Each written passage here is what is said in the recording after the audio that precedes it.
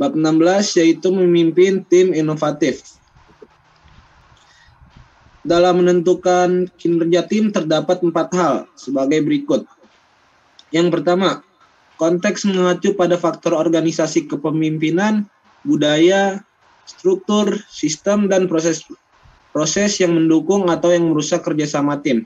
Yang kedua, komposisi, mengacu pada keterampilan, pengalaman, dan motivasi anggota tim dan ukuran tim.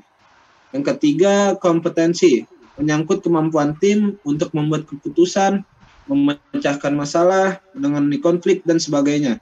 Dan yang keempat, yaitu perubahan, adalah metakompetensi tim dan menyangkut kemampuan tim untuk memantau kinerjanya dan membuat perubahan biasanya dalam bentuk team building untuk meningkatkan kinerja tim.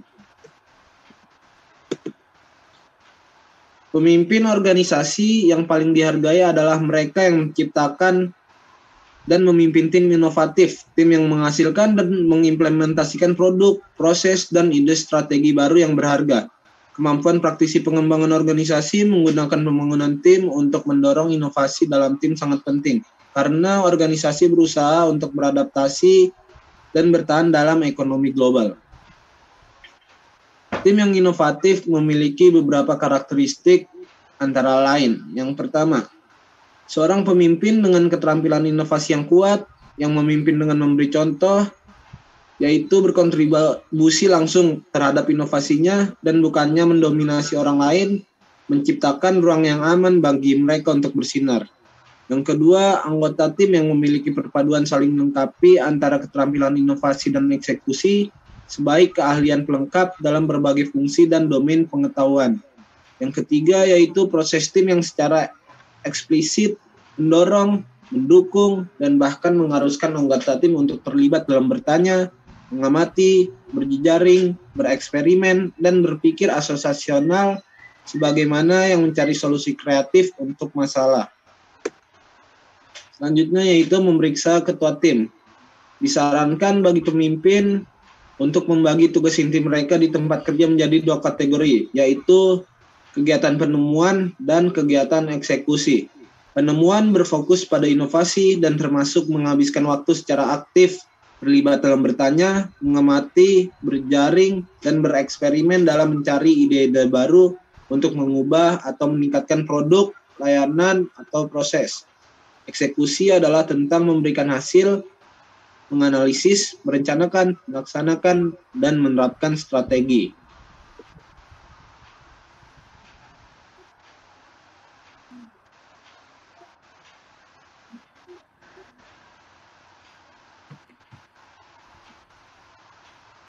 Jika para pemimpin menemukan bahwa mereka tidak terlalu sering terlibat dalam perilaku sejauh mana, saya mempertanyakan status quo.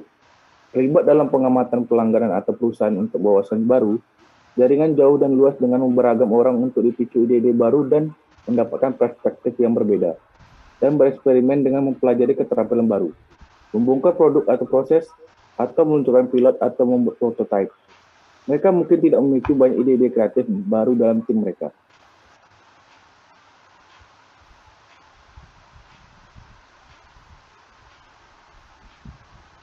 Pelatih mengusulkan untuk mengerjakan keterampilan bertanya terlebih dahulu. Proses ini akan membantu pemimpin dan tim mengidentifikasi isu-isu kunci untuk ditangani dalam mencari solusi kreatif. Hal ini akan membantu menciptakan ruang yang aman bagi orang lain dalam tim untuk mengajukan pertanyaan. Cobalah untuk mengidentifikasi beberapa eksperimen yang mungkin menjawab pertanyaan bagaimana jika tentang inovasi tim. Pemimpin tim harus melibatkan tim sebanyak mungkin dalam mengamati, berjejaring, atau bereksperimen saat mencari solusi untuk tantangannya. Inovasi bukanlah permainan individu, tetapi pada akhirnya upaya tim yang kuat. Untuk mendorong pemimpin memodelkan perilaku inovatif, praktisi mengembangkan organisasi mungkin perlu mendidik pemimpin terlebih dahulu tentang konsep-konsep kunci mengenai inovasi dan membantu mereka berlatih berperilaku inovatif. Ciptakan ruang aman bagi orang lain untuk berinovasi. Keamanan psikologis merupakan suatu kondisi di mana tim anggota lebih bersedia untuk mengungkapkan pendapat, mengakui kesalahan, dan memiliki kepercayaan diri bahwa mereka dapat terlibat dalam risiko. Perilaku yang berhubungan dengan pembelajaran tanpa hukuman. Hal ini dikemukakan oleh Edmondson pada tahun 1999. Berikut cara pemimpin menciptakan ruang yang aman bagi orang lain untuk berinovasi. 1. Menginspirasi anggota tim untuk menunjukkan keberanian dalam berinovasi dengan meminta ide-ide yang mengubah permainan. Pemimpin mendapatkan solusi yang jauh lebih inovatif saat mereka meminta daripada saat tidak meminta. 2. Menciptakan budaya tim yang mendorong pertanyaan dapat membuat perbedaan besar dalam membangun keamanan psikologis. 3. Mendukung anggota tim untuk terlibat tidak hanya dalam bertanya, tetapi juga mengamati, berjejaring, dan melakukan kegiatan bereksperimen membantu membangun keamanan psikologis. Kegagalan adalah pengalaman umum dari tim yang mencoba berinovasi. Dengan demikian, pemimpin harus terus mendorong, menantang, dan mendukung mereka untuk mencoba ide-ide baru, bahkan ketika mereka tidak berhasil. Membangun tim dengan keterampilan pelengkap dan keahlian. Tim yang inovatif bekerja paling baik ketika terdiri dari orang-orang yang keterampilan saling melengkapi dalam hal. 1. Tim membutuhkan inovasi pelengkap dan keterampilan eksekusi untuk secara efektif menghasilkan ide-ide baru serta mengimplementasikannya. 2.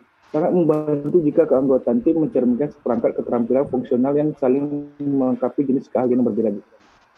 Pengalaman substansial perusahaan desain inovasi IDEO dalam merancang tim inovatif merekomendasikan pentingnya keahlian yang saling melengkapi di antara anggota dalam memahami faktor manusia keinginan ide inovatif, faktor teknis kelayakan teknis ide inovatif, dan faktor bisnis kelangsungan bisnis dan probabilitas dari ide inovatif.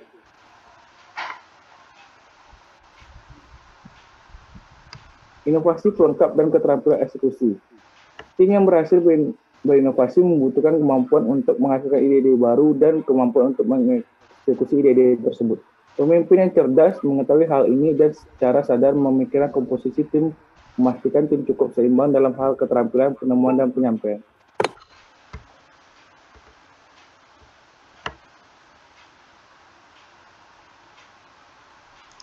Keahlian pelengkap manusia, teknis, dan bisnis. Memastikan bahwa tim inovatif memiliki inovasi yang paling melengkapi dan keterampilan eksekusi merupakan hal penting. Tetapi membuat tim menjadi multidisiplin, terdiri dari individu-individu dengan keahlian yang mendalam dalam berbagai disiplin ilmu, bahkan lebih penting ketika berkaitan dengan inovasi.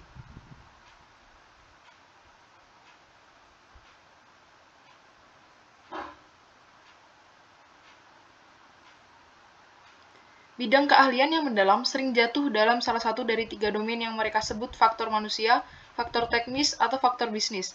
Orang faktor manusia mengatur pengamatan mendalam tentang pelanggan untuk memahami kebutuhan dan keinginan laten pelanggan dan untuk memperoleh empati pengguna yang mendalam.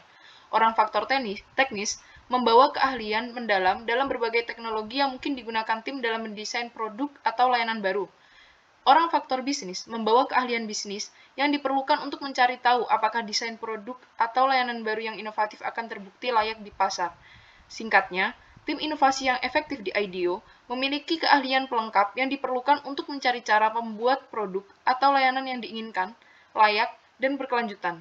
Ini membutuhkan keahlian multifungsi dalam tim inovasi. Proses tim yang mendorong inovasi. Yang pertama, tim proyek IDEO memulai pencarian untuk ide yang inovatif dengan mengajukan serangkaian pertanyaan yang beragam untuk lebih memahami masalah yang terkait. 2.